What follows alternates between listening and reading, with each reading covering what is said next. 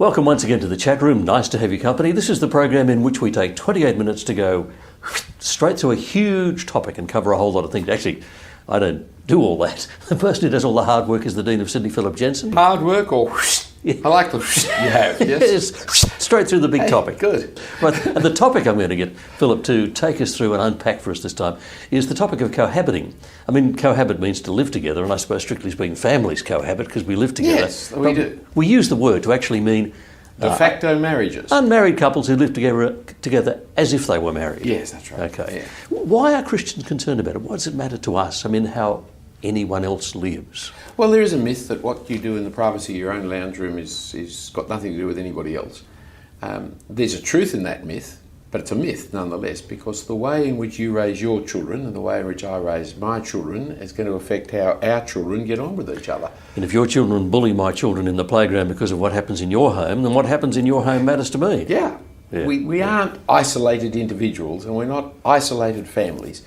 There is a certain sense in which we don't want to be snooping in each other's lounge rooms and bedrooms and the rest, and there is a certain sense of privacy.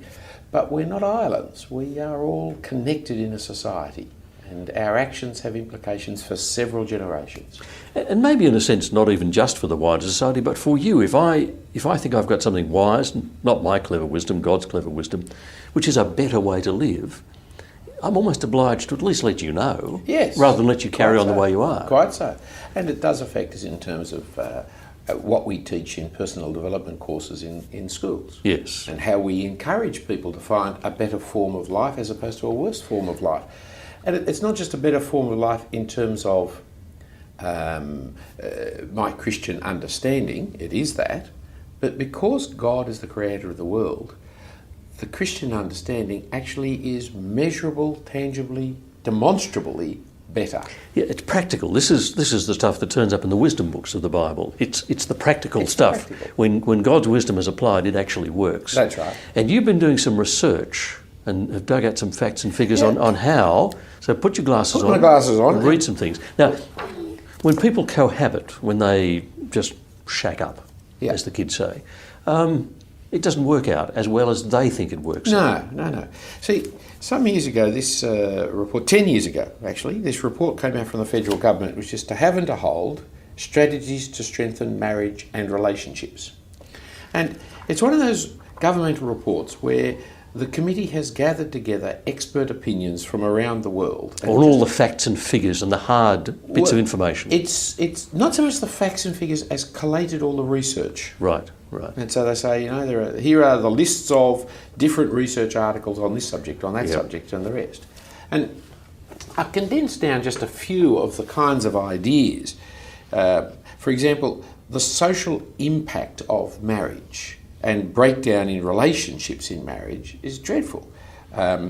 Decades of research have clearly established links between health, well-being, marriage, separation, and divorce.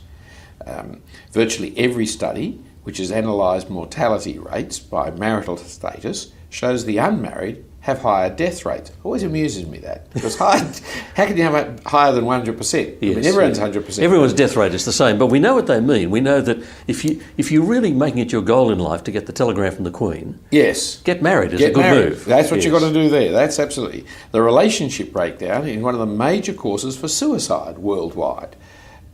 Mental health have been found to be related to marital status in ways similar to mortality. Marital distress is an important health hazard for adults and children. Marital distress leads to depression, reduces the immune system functioning in adults.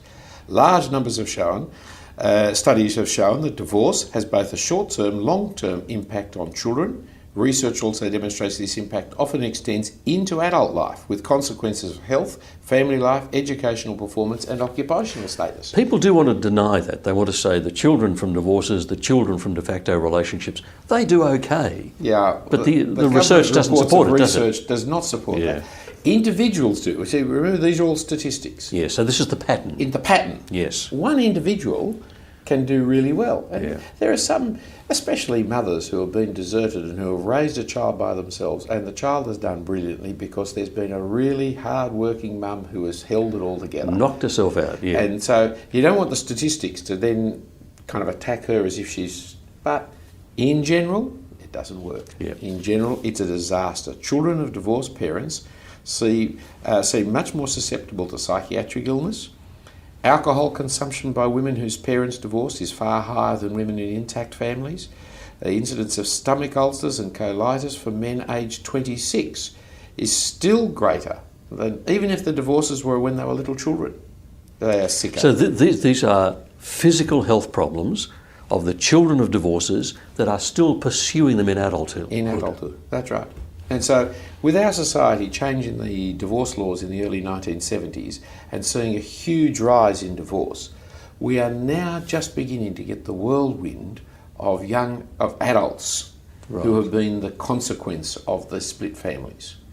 And it's part of the reason why there are so few marriages, because one of the things about children of divorce is they have less sense of commitment, less sense of trust, less willing to trust themselves into a committed relationship. Well, I assume apart from anything else, they've got no model of what a marriage is and how it works. No, it's very hard for them. And so a series of studies have confirmed that intergenerational impacts of divorce, 25 years after their parents' divorce, children still continue to suffer emotional repercussions, and the impact of divorce amongst children is long-lasting and cumulative.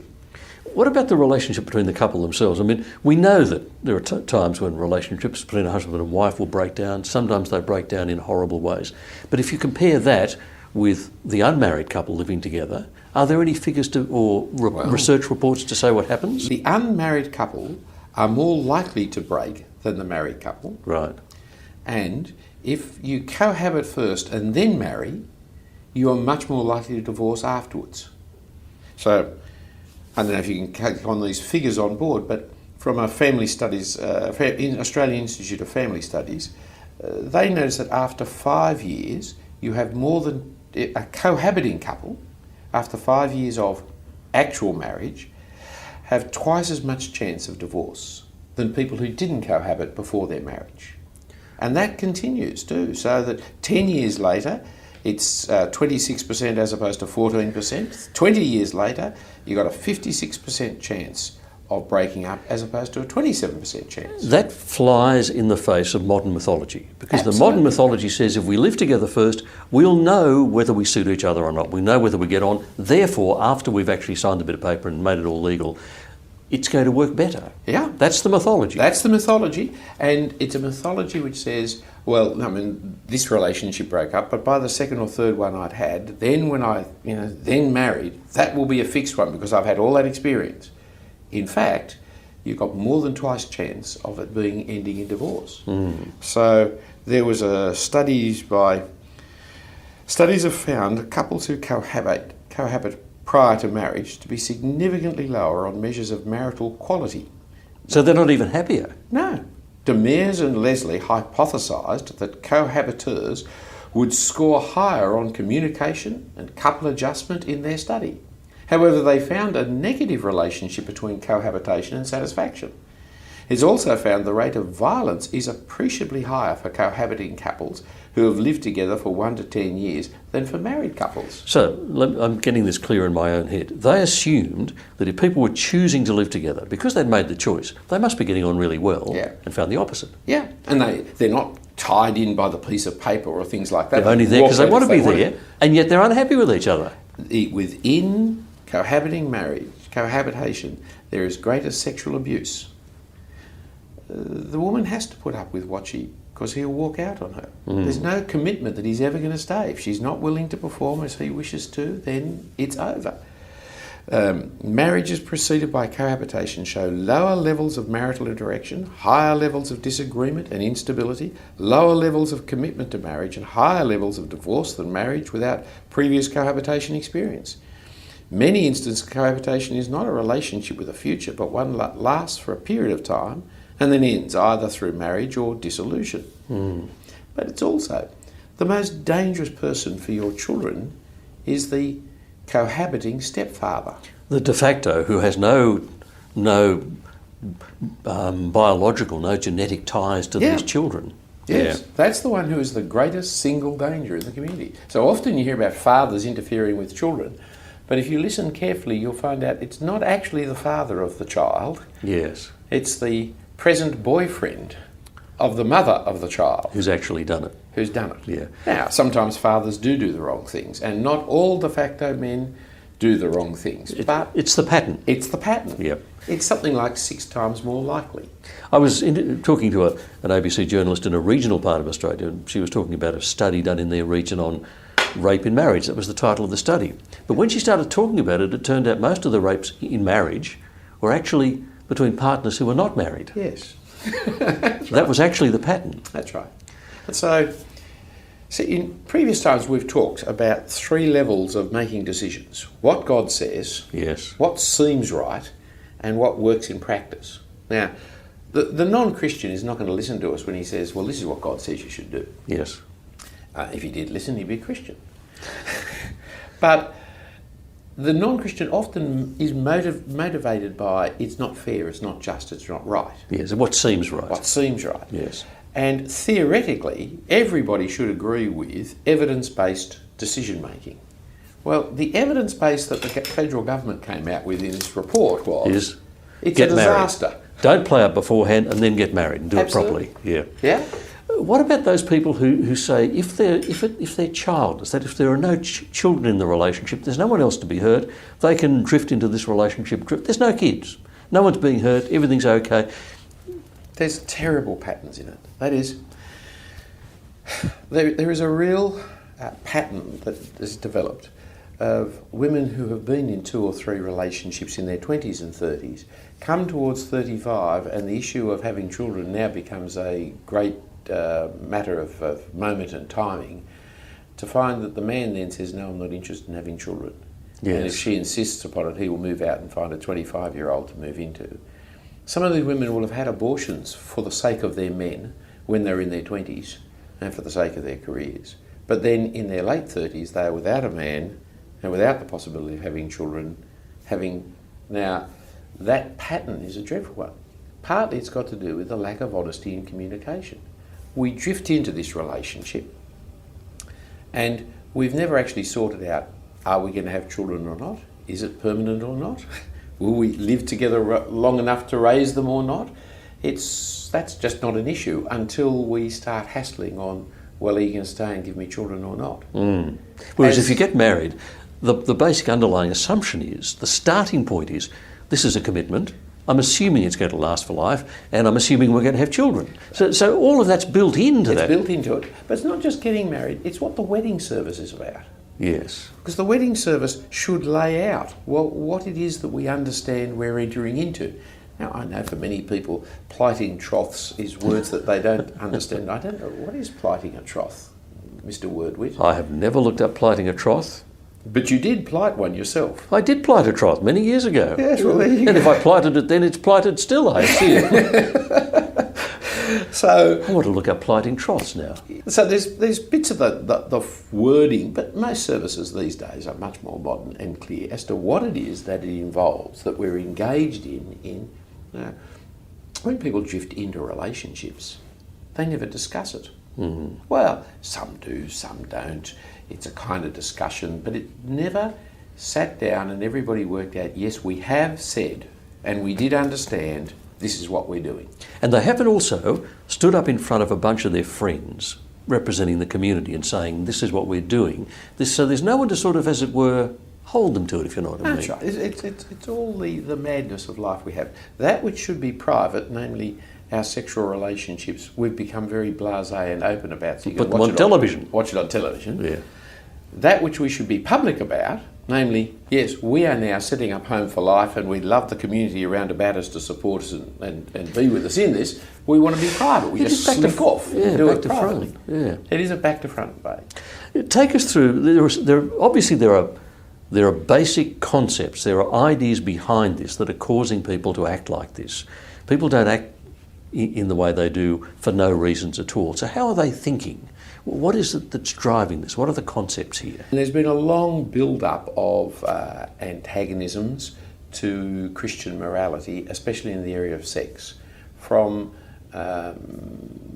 the what's that little group in London that met at the beginning of the 20th century? The Bloomsbury group? The Bloomsbury people, yes, who were very powerful. G. Moore was a great philosopher.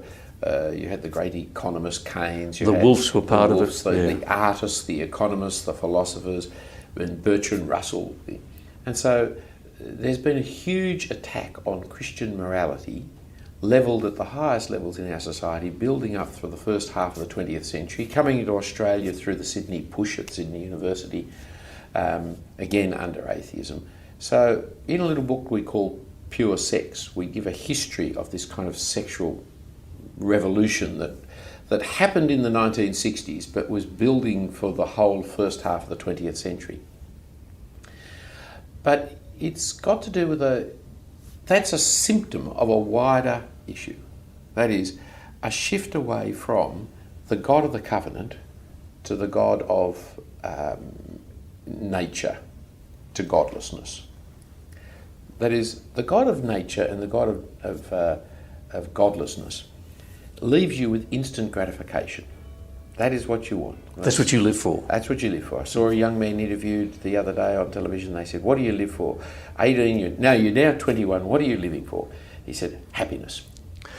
I had a long series of discussions with a lovely bloke who was an atheist taxi driver. We had all these long debates, and I said, "Well, what is life all about?" And he said, "It's about happiness. It's about enjoying yourself." Enjoy yourself. And in his case, it was failing miserably. He's driving a taxi, which is not the easiest occupation. And he had a series of failed relationships and all that kind of thing. Yes. But he still thought that's what it was about. Yes, and of course, from the ancient Greeks we know that the pursuit of happiness is a failed enterprise because happiness comes as a byproduct of doing something else rather than a goal in itself. But happiness is what it's about. Now you can make it a nice kind of happiness with a utilitarian philosophy of saying maximising the happiness of the greatest number of people. But you will always put yourself in there as one of those. Yes. And there's a toddler inside of all of us who really wants to gratify us. Us. And what gods do is they give you instant gratification in the ancient world. That's what the Canaanite god did, that's what the Roman gods did. You just have to keep them happy so that they'll make your life happy. And it happens immediately. Now, the non-Christian atheist won't even appeal to the gods. They just want instant gratification. To eat, drink and be merry, for tomorrow we die, is the kind of motto. The God of the Bible is very different. The God of the Bible gives promises by contract, and he holds himself to his own contract. Now, the Greek gods, the Canaanite gods, would never place themselves under a contract that they had to fulfill. Right. But God places himself under a contract that he promises to fulfill. I will do this for you on my character. Yeah. I will do this for you. And then, over time, fulfills the promises. Right. So that we don't live for the instant. We don't live for the moment. We live for the fulfilment of promises over time. Therefore, the key element is faithfulness. Now, I always have a problem with the word faith because other people have a problem with it.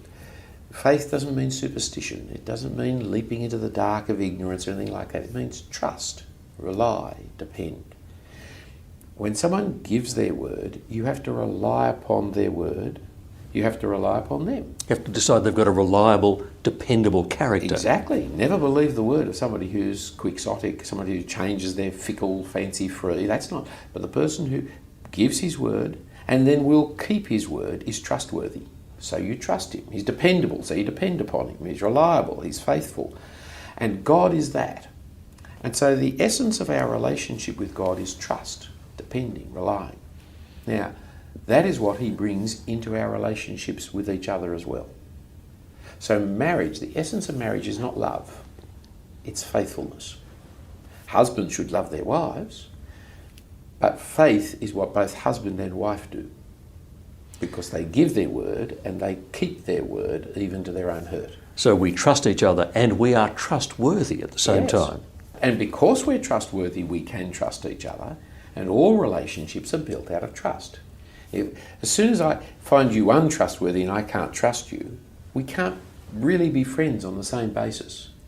This is why reconnecting with God, being plugged back into God again, discovering God through Jesus Christ actually makes a difference to what people can do in marriage, doesn't it? Yes, absolutely. And both in terms of helping sort out the marriage problem, because instant gratification keeps failing, because the other person won't gratify me the way I want, when I want, how I want, and I'm not gratifying them the way I want and they want it.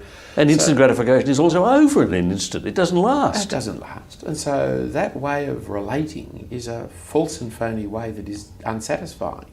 Whereas promising to love for better, for worse, for richer, for poorer, in sickness and health, it lays out the framework.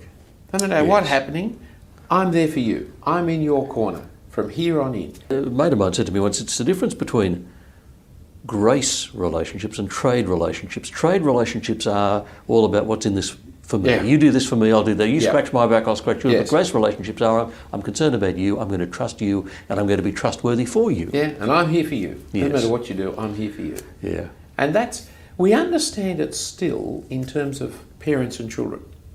Ah, right. We still have that sense of, well, he's my son, he's doing things I don't like. Actually, my son is doing things I do like, but just theoretical. Yes. He's my son, he's doing things I don't like, and I wish he wouldn't, and all the rest of it, but hey, he's still my son. Yes, yeah. I'm going to stick with him. Yeah. That's what husbands should do for wives. That's what wives should do for husbands. Yeah. It's because you've promised to do it. Yes. And so faithfulness, trustworthiness, reliability, that's the essence of how marriages work. Sometimes they still work in pain and difficulty, like I presume fathers and sons work in pain and difficulty. But you're better off having that relationship through the pain and difficulty than trading up. You say, oh, well, she's no longer as beautiful as she used to be. I'll see if I can find a younger model. Yeah. So let's update. This is a dispensable person. Well, the first thing you're saying is something about yourself. You're saying, I'm not trustworthy, I'm not reliable. I'm not dispensable either. I'm dispensing with this one, and whatever. Yeah. It's a statement about yourself, which I don't think most blokes realise they're making. No, and it's also saying, I'm not willing to go through the changes necessary for me to make this relationship work. Right. You see, God uses the hardships of our relationships to develop character in us as well. That we say, oh no, it's all her fault. I want out of relationship with her so I can find somebody who's got no faults. Yep. I'm God. Yes. But the God of the Bible doesn't do that. If the God of the Bible did that, I would have been gone a long time. I mean, we all go through moments of thinking, I'm really annoyed by what she does, but then afterwards realising that we're just as annoying on occasions, and we go through times of feeling really guilty about stuff we've done, but that's the ups and downs, and you're there to survive them. Yes, and if you know you're not leaving, yes, then you can afford to be honest.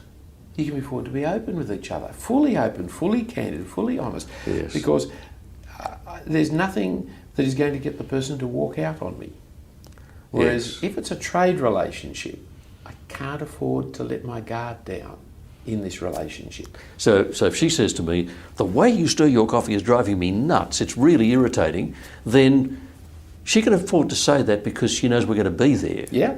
And I can think to myself, I think I should change that because it's obviously irritating her. Yeah. Because I know we're going to be there. That's right. I can't afford to go on irritating her forever. Yeah. Because this is my wife. And so I can't treat her badly.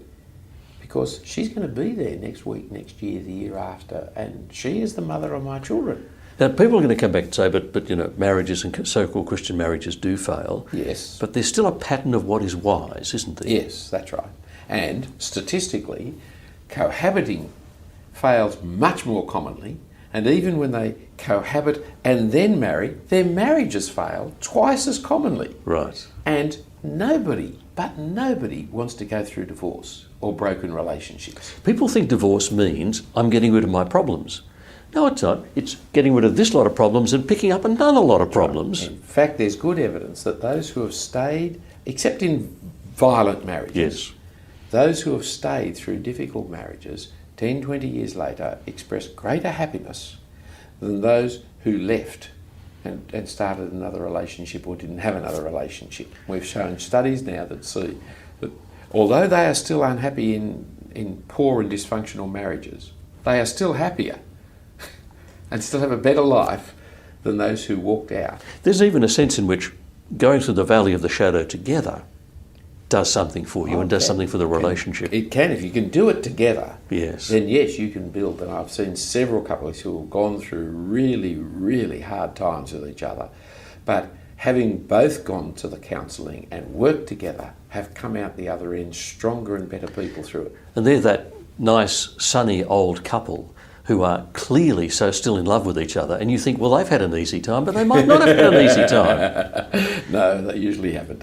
So we started off with cohabiting, and basically what you're saying is God advises against cohabiting. He advises in favour of marriage. And marriage actually works, and cohabiting actually fails. Yes, and it does on the non-Christians' terms. That is, statistically, empirically, on evidence base, you would have to say this is a rotten, failed system, and we should stop advocating it in the media, and we should stop changing our laws to make it easier for people to do. Yes, I mean, our society is all against marriage and in favour of cohabiting, it seems to me, culturally. Is it ever going to change?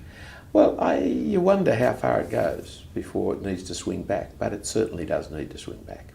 Well, it might do that, who knows? And maybe if we talk about it a bit more, that will be just a little bit of the push of getting things to swing back in the right direction. So people talking about these sort of things is a good idea, isn't it? Yes, and certainly as people saying negative things about marriage, we need to stand up and say, no, that's not right. Yes. And as people encourage people to just live together, you say, you know, you'll be better off if you get married, because it's in all our interests as well as their interest, if we can be saying it.